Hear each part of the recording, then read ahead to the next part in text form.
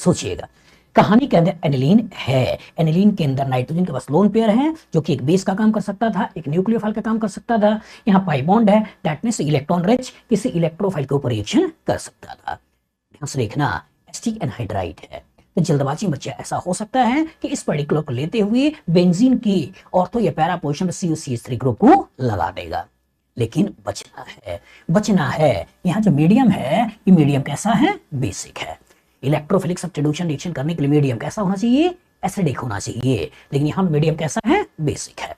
और जो बेसिक है तो होगा क्या कि बेस इसके प्रोटॉन को खींचकर यहाँ नेगेटिव चार्ज बनाएगा। अब ये एज ए स्ट्रॉन्ग न्यूक्लियोफाइल इस एसिटिक एनहाइड्राइड के ऊपर अटैक कर लेगा और एसिटिक एनहाइड्राइड के ऊपर अटैक करके हमें जो फाइनलिक कंपाउंड देने वाला है, ये देने वाला है NH, यहाँ CO और ये CH3 जो कि हो जाएगा आपका फोर्थ। सोचो ये काम क्यों करवाया गया है?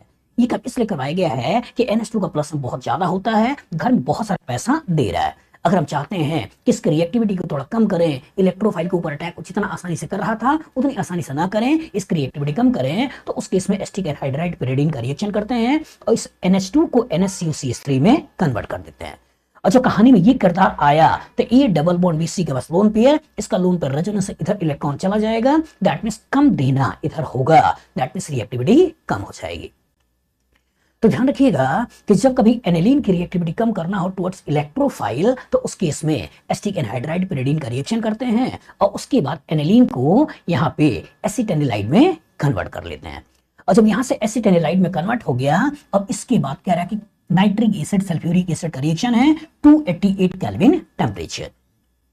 कौन सा रिएक्शन है?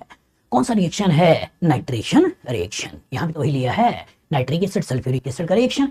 तो अगर यहाँ पे नाइट्रिक एसिड सल्फ्यूरिक एसिड का रिएक्शन है, नाइट्रेशन रिएक्शन है, अब इंपॉर्टेंट पार्ट कि इसका नेचर क्या है? क्या इसका नेचर इलेक्ट्रॉन डोनेटिंग है, इलेक्ट्रॉन विड्रॉइंग है? और अगर डोनेटिंग है तो इलेक्ट्रोफाइल कहां पे आएगा? ऑर्थोपैरा पे आएगा या मेटा पे आएगा? क्या इसका nature electron donation, electron withdrawal?